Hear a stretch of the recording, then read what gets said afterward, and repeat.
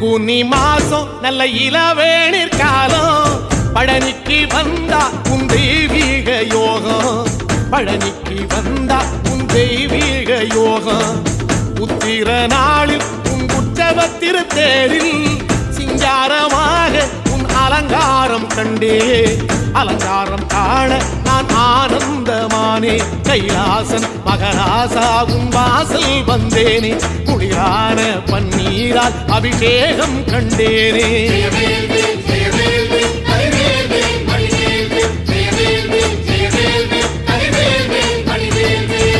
தென்பழனி தேடி உன் தென்பழனி தேடி